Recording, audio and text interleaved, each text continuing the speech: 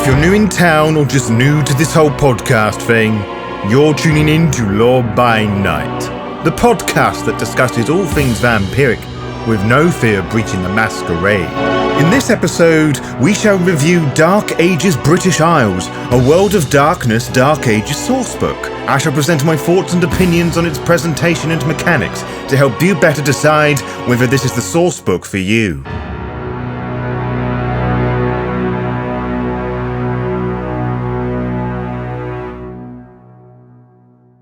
Much of the deep and controversial lore of the World of Darkness takes place primarily in one of two continents, Europe and America. Now, this makes sense for a couple of reasons. Not only is our Western history dominated by the events of these two continents throughout the years, but it is also where most of the fan base for World of Darkness material can be found, particularly in the US of A. Various sourcebooks that have the modern By Night title are prefaced by an American city.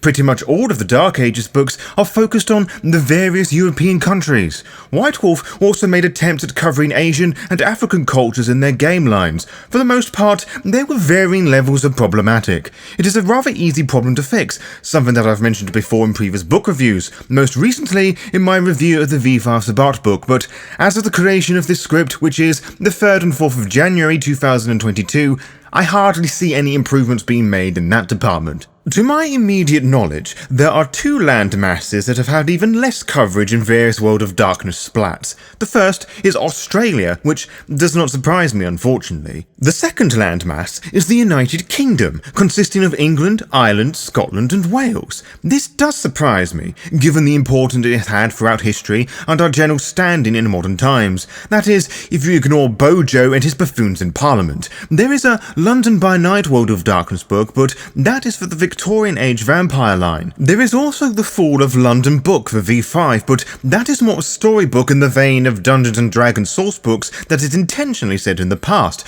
2012 to be exact, and offers a small amount of info for modern London chronicles. More recent source books by Onyx Path make a mentioning here or there of the occasional UK city, but none covers the small British Isle in grand detail. Well, with the modern source book sort of covered, the Victorian Age setting sorted, that leaves the Dark Ages. As you have hopefully worked out by now, there is indeed such a book, the aptly named Dark Ages British Isles, which is deceptively more informative than it first appears to be. But before we dive into the book review proper, here are the rules to the Lore by Night book reviews. I will explore snippets of the lore, mechanics and rules found within the tome. I will look as to how they're presented and how easily they're conveyed to new and old players alike. As this is a review written and presented by me, all thoughts and opinions are my own, so if you disagree with something I've said, that is totally fine.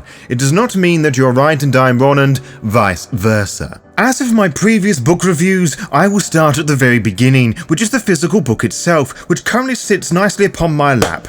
Like most World of Darkness hardback books from Drive-Thru-RPG, it is made of a slightly squishy hardback material made out of some sort of cardboard thingy that is somewhat harder than its vanilla counterpart, but it is a tome that will mark easily all the same. Being a source book, it is also much smaller than the accompanying core books. Unlike previous books in my library, it has not been assaulted by my pet, but it is worth noting that it does mark easily. I have used my copy a lot, as one can see the bends in the plastic film that envelopes the cover, most notably across the spine of the book. This does not bother me too much, but I know that sort of thing will annoy people. My solution to this is to purchase the PDF copy like a sensitive weirdo. As implied by the title, this book is part of the Dark Ages vampire line, as opposed to Vampire the Dark Ages, the former being the slightly newer of the two, Dark Ages 2nd edition as it were. As such, the black marble style differs from the first and V20 Dark Ages lines. Here, it is just, well, black. Whilst not as visually interesting as the more familiar black marble design, it is certainly easier on the eyes. Just as well, for it leaves plenty of room for the reader to feast on the gorgeous artwork and the ornate title. The cover has some mages fight some werewolves in their Krynos form, which has this nostalgic fantasy aesthetic, especially with the ye old church in the background and the Stonehenge-like tablet/monument to the right. This would actually be a wonderful place to touch upon the artwork in the book. If you're familiar with the other original Dark Ages artwork, you will recognise the styles here, the detailed and rough sketches, as well as the more cartoony drawings that I feel are slightly out of place for a World of Darkness book. There are also beautifully illustrated maps of the British Isles as you open the book. On the left-hand side is Scotland, Ireland and Wales, with England dominating the right-hand side. Different counties are labelled also, as well as the major cities, marked with a black castle, which are the ones under the control of Mithras, with the castle marker of London being the largest, as that is his domain. Besides the aforementioned map, very little of the artwork leaves much an impression on me, unfortunately. However, the artwork at the beginning of each chapter is varying levels of grim. I'm not sure whether it is an early CGI style or a unique style of drawing that I've not seen before, but whatever the style is, I rather like it. Now, once you pull yourself away from the maps and short story, you are presented with the introductory chapter, which details what the book aims to cover and what one may find inside. Dark Ages British Isles is a sourcebook for the British Isles, comprising of England, Ireland, Scotland and Wales, during the Dark Ages setting in the World of Darkness. This book is the first of several to cover an aspect of the Dark Ages setting for all 4 Dark Ages games lines: Vampire, Mage, Inquisitor and Werewolf, and the only geographical sourcebook to cover all 4 games, making it clear that the Supernaturals do not know the others exist. As such, it is both broad and informative with its information, but there is a lot of focus on vampire-related stuff more than the other splats. It also presents the themes unique to the British Isles at the time, such as the Celtics and pagan cultures and beliefs, in addition to the spiritual mythos that existed at the time, such as Robin Hood and Arthurian myth, and how much it should be applied to a chronicle. Whilst I cannot see many STs having vampires and inquisitors chase after the Holy Grail, I appreciate the writer's attempt to include them, just as a thought to provoke the creativity of the ST to be. The chapter concludes on what each chapter will cover and some reading and viewing material for players and STs to use as additional sources for their research. Chapter 1 presents a history of the British Isles, which is almost as dry as it sounds, which immediately is perhaps the book's biggest flaw, something I will address later on in this review. What does make it a bit more interesting is the various World of Darkness insights, all told through various characters. It starts from the perspective of a Michael Stonebrow, Galliard of the Fianna tribe, talking about the relationship between the Garou and Changelings, which are both very different to how we would know them. For parts of this early history, they are allies fighting the spawn of the worm before later going to war against each other. Both supernaturals are native to the British Isles, which I find super interesting and appropriate for the various myths and folklore of Britain. As this section is told from the perspective of a Garou, a werewolf, the ancient Impergium and War of Rage, the wars against ancient humanity and changing breeds respectively, are covered and discussed once more. Whilst veterans of Werewolf the Apocalypse may be familiar with all of this already, it is worth reading different takes and perspectives. This werewolf also makes comments of the development of civilization, building homes, farms and the like. It is a lovely bit of world building, as is Michael's descriptions of the invading Romans, worm-tainted druids and the vampires that begin to arrive with them that thrived off blood sacrifices. I should clarify that whilst it is not stated in this section, it is later mentioned that there were vampires in the British Isles prior to the invasion of the Romans. It just seems that most came with the Romans. It is here where the narrative changes, as a note in the book written by a Wilford of London to Prince Mithras informs him of an annotated letter to the Pontifex of the Chantry in Durham has been intercepted. It is this note that details the rest of the British Isles history, including the arrival of Mithras, with many speculations about his identity and true power commented on throughout as his total domination of the British Isles unfolds. In fact, this nameless Tremere does a lot of speculations throughout, honest that he does not know everything and is willing to learn. It is an honestly human response that makes this account more interesting. A large chunk that follows blends a lot more of the known actual history of our world and Vampire the Masquerade lore together, which can be confusing for people not familiar with either. For the sake of your humanity and sanity, I will not cover all of this here. I have also covered it in my Mithras lore episode, so you can listen to that if you really want to learn more. That said, there is another change of perspective, which comes from an Inquisitor whose name I'm not even going to attempt to write or pronounce because it is just masochistic levels of French I'm just too scared to attempt to say correctly, I'm sorry. As one would expect, this fella explores the development and blossoming of Christianity on the Isles amongst other things. Of course, the language is very inflammatory towards the pagans and anyone else that doesn't support their faith. That said, to use a crass phrase for just a moment, the Bible bashing, as it were, was not as intense as I expected. Neither was the subsequent sections that talked about the establishment of, well, other establishments and events like universities, the Magna Carta, and so forth. Finally, we are shown the ramblings of an infernalist of some description, a mage, I believe, which sets a sinister tone for what could happen in your Dark Ages chronicles and also what sort of Dark Ages material would come next, as Devil's Due would come out 5th of July 2004, about a year after World of Darkness British Isles. I could only imagine the potential excitement this caused at the time. It certainly poked my little ST brain. The chapter concludes with a helpful timeline of important events both in and out of the World of Darkness that occurred in the British Isles from as early as 800,000 DC and ended in 1237 AD, 7 years after the default setting of Dark Ages Vampire and 5 years before Vampire the Dark Ages 20th Anniversary Edition. With the history and more unpacked, one can begin to explore the various people that claim the British Isles home, from the Picts to Normans, clergy to nobility, and every other regular peasant and royal in between. Short yet detailed paragraphs are presented about the culture, currency, and society of all sorts of people, including their politics, laws, and religious aspects for anyone to have any decent understanding of what life might have been like for all sorts of people in the British Isles. For someone who never really had a decent history lesson in his life and finds excessive amount of dates and detail overwhelming, it is nice to have the basics presented to me in bite-sized chunks and engaging tone. I now know what most of my listeners feel like when they listen to my podcast, only now in American. Kings and princes are presented also, so you can drop your players into any period within the Dark Ages setting of the World of Darkness games to adopt any belief or faith they wish.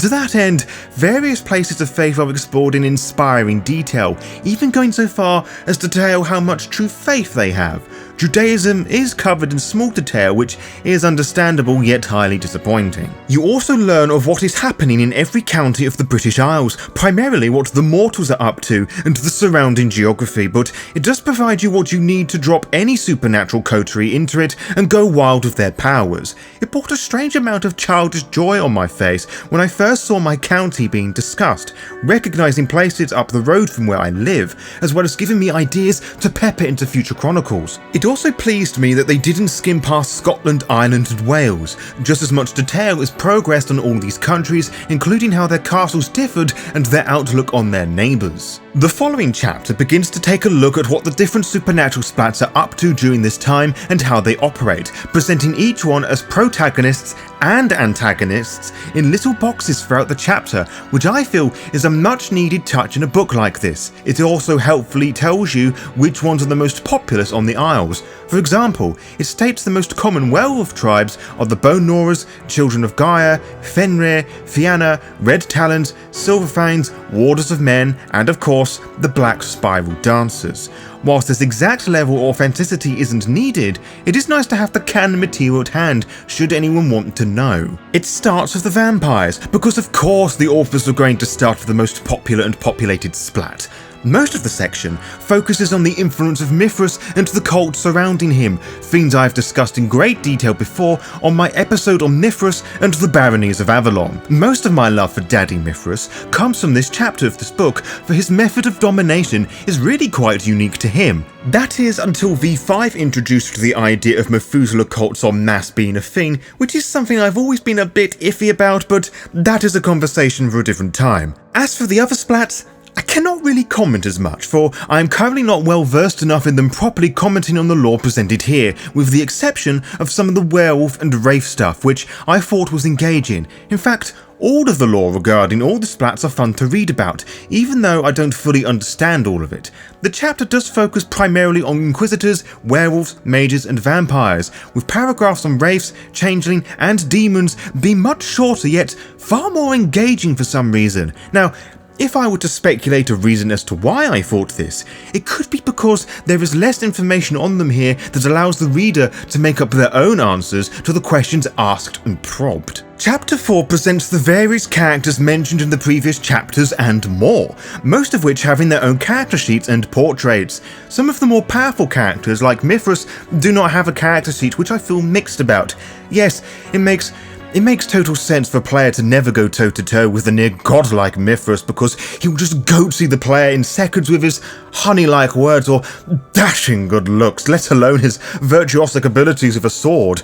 At the same time, the newer ST may not feel confident to conjure that and may need to rely on official stats. And it's just nice to see how the near-perfect Mithras is actually near-perfect. Oh, and the other characters that lack character sheets, of course. Each character is presented with an image, both in written description and illustrated portrait, which varies in consistency and tone. Magdar the Witch of Connacht, Melserine de Anjou, and Rhiannon the Bard have really cool portraits that portray their clans, Rhiannon, Toreador, and Gangrel respectively, as well as just looking like total badasses. The mages, Gustav and Morviv, look really cool also. Some, however, like Thomas the Rat, most of the mage characters, and Bogrunner look fucking weird. Finally, each character has a detailed background and role-playing hints for storytellers to employ in their Dark Ages games, which are all very interesting, which can spark off the creativity juices for player characters also. The fifth and final chapter is focused on storytelling, which is my second favourite chapter of the book, the first being chapter 3. Chapter 5 is a short chapter divided into two parts, the first being presenting the storyteller to be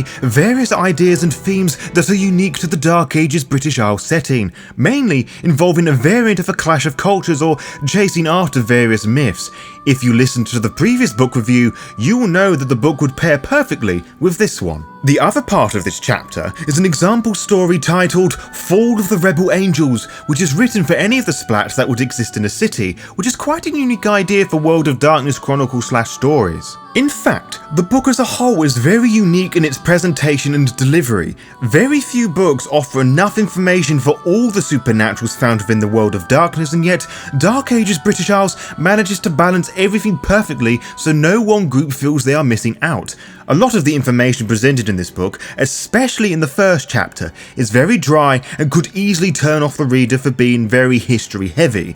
However, the very purpose of this book is to provide a condensed and obviously altered history to fit in the World of Darkness universe. You would be a numpty not to read and dismiss this book for that purpose. You would also be a fool not to pick up this book, especially if you are a storyteller in the UK or planning to run a game somewhere set in the UK. Dark Ages British Isles is not the biggest sourcebook in the World of Darkness production line, but it is certainly one of the more informative and jam-packed with ideas and inspiration galore. Even if you're not a storyteller and want some inspiration for your next character, there are plenty of places to find your newest favourite Dark Ages character. And for those of you who are new to the Lore by Night brand and the reviews I occasionally do, I do not do out of 10 scores because they're subjectively pointless. One person's 10 out of 10 is another's 3 out of 5 stars, which is another's minus 42 out of 100, so I shall rate this book St. Patrick's Cathedral out of 10, as that is just as helpful as a proper out of 10 score.